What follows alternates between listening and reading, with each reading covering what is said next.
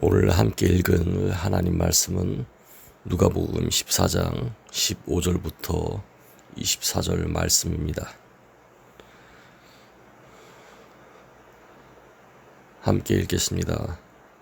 함께 먹는 사람 중에 하나가 이 말을 듣고 이르되 무릇 하나님의 나라에서 떡을 먹는 자는 복되도다 하니, 이르시되 어떤 사람이 큰 잔치를 베풀고 많은 사람을 청하였더니 잔치할 시각에 그 청하였던 자들에게 종을 보내어 이르되 오소서, 모든 것이 준비되었나이다 하매 다 일치하게 사양하여 한 사람은 이르되 나는 밭을 샀음에 아무래도 나가 보아야 하겠으니 청컨대 나를 양해하도록 하라 하고, 또 한 사람은 이르되 나는 소 5겨레를 샀음에 시험하러 가니 청컨대 나를 양해하도록 하라 하고, 또 한 사람은 이르되 나는 장가 들었으니 그러므로 가지 못하겠노라 하는지라.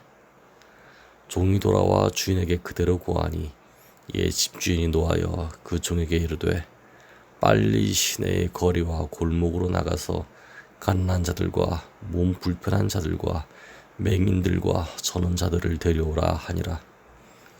종이 이르되 주인이여, 명하신 대로 하였으되 아직도 자리가 있나이다. 주인이 종에게 이르되 길과 산 울타리가로 나가서 사람을 강권하여 데려다가 내 집을 채우라. 내가 너희에게 말하노니 전에 청하였던 그 사람들은 하나도 내 잔치를 맛보지 못하리라 하였다 하시니라. 아멘. 하나님께서는 아주 오래전부터 이스라엘 사람들을 돌보셨습니다. 마치 부모님이 사랑으로 자녀를 양육하듯이 말이죠. 그리고 이스라엘에서부터 세계의 모든 민족이 하나님의 영광을 바라보는 것을 기대하고 계셨습니다. 그런 하나님, 이스라엘이 있기도 전에 사람들에게 어떻게 접근하셨을까요? 아직 문자나 언어, 국가가 온전히 생기기도 이전에 수많은 사람들이 있어 왔습니다. 그들은 때로 옆에 부족들에게 찾아가서 약탈을 하기도 하고, 또는 나름의 평화스러운 마음으로 동맹을 맺으며 물자를 선물로 주고받기도 했습니다. 그 가운데 영이신 하나님은 그분이 창조하신 사람들에게 음성으로 또는 양심이라는 모습으로 접근하시기도 하였습니다.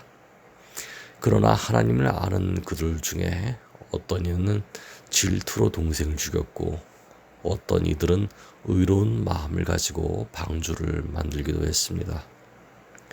오랜 시간이 흘러 하나님께서는 사람의 몸을 입고 직접 인간들 사이에 내려오셨습니다. 그들과 함께 동고동락하셨습니다. 심지어 가장 약하고 천한 사람들과 죄인들의 친구가 되셨습니다.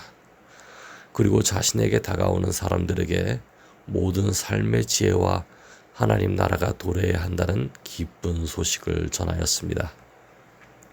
여러분도 아시다시피 그분이 바로 예수님이십니다.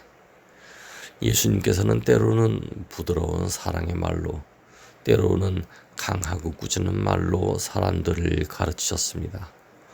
오늘 본문에 기록된 예수님은 강하고 꾸짖는 말로 하나님 말씀을 전하신 것 같습니다. 15절 말씀을 함께 읽어보겠습니다. 시작. 함께 먹는 사람 중 하나가 이 말을 듣고 이르되 무릇 하나님의 나라에서 떡을 먹는 자는 복되도다 하니. 아멘. 잔치에 초대된 사람 중에 예수님 옆에 있던 율법교사가 있었습니다. 이 사람은 바로 옆에서 낮아짐과 구제를 강조하신 예수님의 말씀을 듣고 있었습니다. 이 사람이 예수님 말씀을 듣고 무엇인가 깨달음을 얻은 듯 다음과 같이 말합니다. 하나님의 나라에서 떡을 먹는 사람은 복이 있다. 이 말은 예수님의 말씀에 동참하여 참으로 낮아짐과 구제에 동의한다고 말한 것 같습니다. 예수님이 이 율법교사를 보시고 기특하다 여기지 않으셨을까요? 마치 예수님의 말씀을 듣고 눈이 뜨여진 사람 같습니다. 율법교사의 말을 들은 예수님께서는 다음과 같이 말씀하십니다. 16절과 17절 말씀을 함께 읽어보겠습니다. 시작. 이르시되 어떤 사람이 큰 잔치를 베풀고 많은 사람을 청하였더니 잔치할 시각에 그 청하였던 자들에게 종을 보내어 이르되 오소서 모든 것이 준비되었나이다 하매. 아멘. 큰 잔치를 준비한 한 사람이 있었습니다.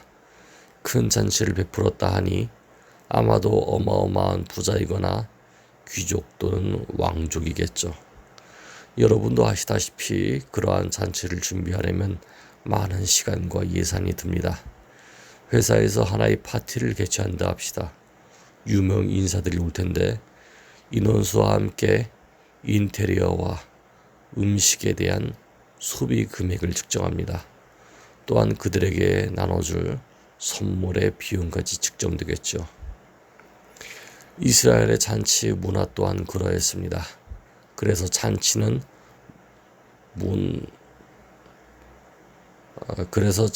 의 문화는 두 가지 순서가 있습니다. 첫째, 초청장을 발송하여 하객의 잔치에 참여 여부를 묻는 것이죠. 이때 참여하고자 하는 하객의 인원수를 맞춰 준비합니다. 심지어 초대 시 선물로 값비싼 예복도 준비해 줍니다. 양복과 드레스를 선물로 준다는 것이죠. 둘째, 당일날 잔치가 마련되었을 때 하인들이 직접 하객들을 방문하여 잔치 자리로 안내합니다. 이때에는 연주를 하는 악단과 무희들이 모두 준비된 상태입니다. 하객들은 이들의 공연을 보며 잔치에 입장하고 집주인과 즐거운 잔치 자리를 갖겠죠. 그러나 잔치를 초대한 주인에게 황당한 변수가 발생합니다. 18절을 함께 읽어보겠습니다. 시작. 다 일치하게 사양하여 한 사람은 이르되 나는 밭을 샀음에 아무래도 나가보아야 하겠으니 청컨대 나를 양해하도록 하라 하고. 아멘. 잔치 영접을 받자 하객들이 다 일치하게 사양했습니다. 하객들은 사정을 말하면서 잔치에 참여 못하는 자신을 양해해달라고 이야기합니다. 예수님께서는 그 중 세 가지 이유를 대표적으로 드셨습니다. 첫째, 밭을 산 이유입니다. 밭을 샀을 때 나가보아야겠다는 말은 밭일을 하기 때문에 가기 어렵다고 하는 말과 같습니다. 그런데 이스라엘의 잔치는 대부분 저녁에 열립니다.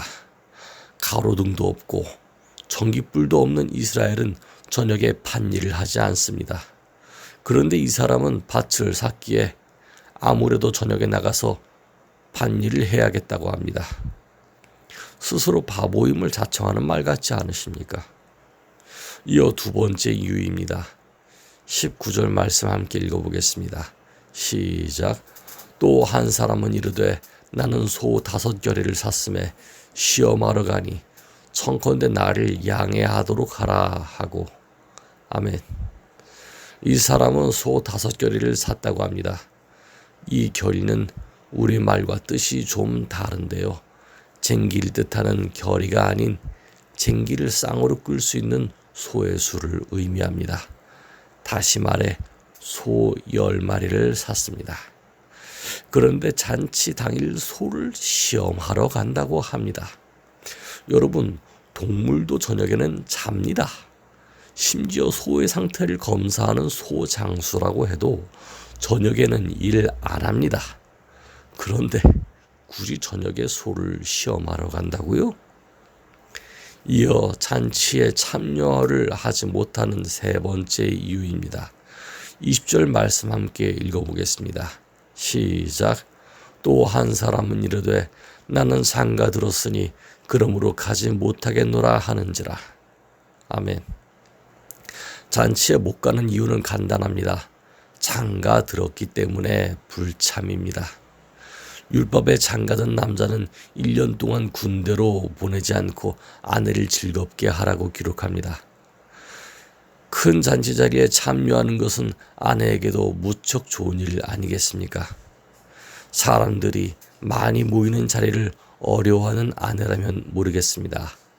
하지만 이 사람은 다른 주제들을 다 제쳐두고 장가 들었기 때문에 못 갑니다 합니다. 자, 이렇게 잔치가 파토났습니다. 큰일 났습니다. 연주 악단과 무희들도 불러 놓았는데 준비해 놓은 음식이 적지 않은데 하객이 전원 취소되었다니요. 엄청난 손해가 아니겠습니까? 21절을 함께 읽어보겠습니다. 시작. 종이 돌아와 주인에게 그대로 고하니 이에 집주인이 노하여 그 종에게 이르되 빨리 시내의 거리와 골목으로 나가서 가난한 자들과 몸 불편한 자들과 맹인들과 저는 자들을 데려오라 하니라. 아멘. 신기하게도 분노한 주인은 그의 분노함으로 잔치를 취소하지 않습니다. 대신 새로운 하객들을 맞이할 계획을 합니다. 여러분, 이 주인이 마치 하나님 같지 않습니까? 하나님은 자신이 불러 모은 이스라엘인들이 깨닫지 못한다고 해서 천국 잔치 자리를 취소할 분이 아니십니다. 다시 말해서 어느 민족이 그분의 뜻에 저항한다고 해서 구원 계획 자체를 취소할 분이 아니라는 것이죠. 주인이 새로이 초청한 하객들은 이스라엘에서 초청을 받는 일이 드문 이들입니다. 그들은 가난한 사람들이며 장애우들입니다. 사실 이스라엘의 잔치자리는 구제를 위하여 가난한 사람들과 장애우들이 참여하는 경우가 있었어도 그 사람들이 주류를 이루지는 않았습니다. 유명 인사들이 우선이었거든요. 그러나 상황이 바뀌어 이제 가난한 사람들과 장애우들이 주류가 됩니다. 오늘날도 그러한데 전쟁이 많고 의학이 발달하지 못했던 당시에 얼마나 많은 장애우들이 있었을까요? 아마도 잔치 자리가 꽉 채워지지 않았겠습니까? 그런데 주인의 예상이 빗나갑니다. 22절과 23절을 함께 읽어보겠습니다. 시작. 종이 이르되 주인이여 명하신 대로 하였으되 아직도 자리가 있나이다. 주인이 종에게 이르되 길과 산 울타리가로 나가서 사람을 강권하여 데려다가 내 집을 채우라. 아멘. 종은 일사천리로 움직였습니다. 그러나 아직도 자리가 남아있다고 합니다. 이는 한두 자리가 비는 것이 아니라 매우 많은 자리가 남아있다고 하는 것이죠. 주인은 이에 길과 산 울타리가로 나가라 명합니다. 이 말은 국가의 경계를 넘는다는 말과 같습니다. 다시 말해 이방 나라를 뜻합니다.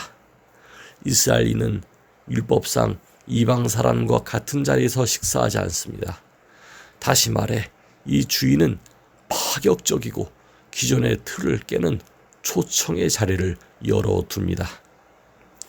여러분, 하나님이 이러한 분이십니다. 모든 이들에게 파격적인 초청의 자리를 열어놓으셨으며 풍성한 천국 잔치, 즉 구원을 열어놓으신 분이십니다. 다만 오해가 될 법한 말들이 있어 하나 짚고 넘어가고자 합니다. 23절 후반에는 강권하여 데려다가 내 집을 채우라 라고 기록합니다. 이 말씀은 폭력을 동원한 강제가 아닙니다. 심지어 교회의 인원수를 늘리기 위해 비인격적인 자세를 취하는 전도도 아니죠. 다만 구원의 자리를 채우기 위한 방식으로 그 대상이 매우 넓게 열려 있음을 말하고 있습니다. 여러분, 저는 매우 부끄러운 사람이었습니다. 중학생 때 어느 친구가 교회에 다니고 싶다고 했습니다.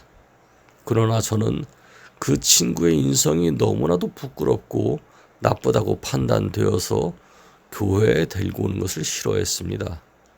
결국 그 친구는 교회에 오지 못했죠. 구원의 기회는 모든 이들에게 열려 있었지만 저는 단지 그 친구의 표면적인 인성을 두고 판단했었습니다. 지금 돌이켜보면 그 친구의 인성은 평범한 것에 불과했습니다. 여러분, 만일 곁에 누군가가 교회에 나가고 싶어 한다면 자신이 먼저 그 사람을 판단하지 않게 부탁드립니다. 하나님이 찾으시는 한 사람일 수도 있거든요.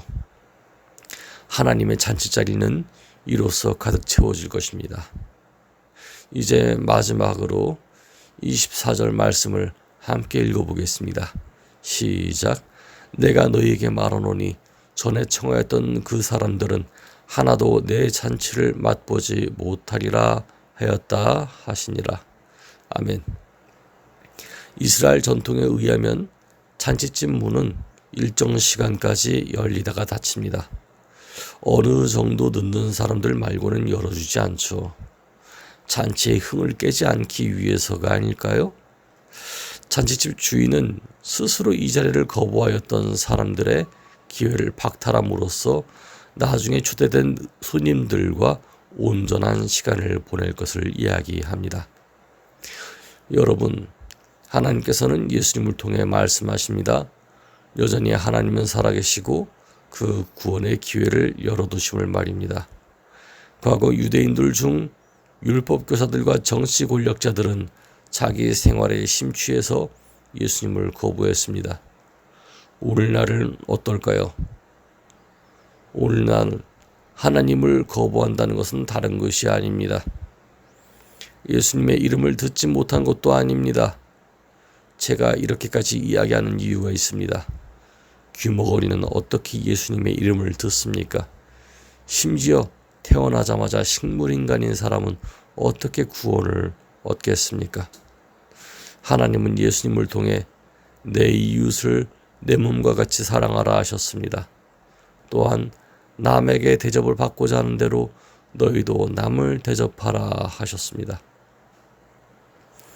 예수님의 말씀을 듣는 것은 우리가 먼저 그 생활을 실천하고 이 땅에 천국을 만들어가는 것입니다. 들을 수 있는 사람, 실천할 수 있는 사람이 먼저 행하는 것입니다. 말씀을 들은 여러분이 세상 바깥으로 나가서 할 수 있는 한 선을 행할 때 이 땅에 천국은 임할 것입니다. 심지어 이 세상을 창조하신 하나님께서 여러분의 모든 사역에 함께 하실 것입니다. 오늘도 수많은 사람들이 하나님과 반대되는 이기적인 길로 갑니다. 그러나 여전히 사랑의 끈을 놓으시지 않으시는 하나님이 저와 여러분과 함께 하십니다.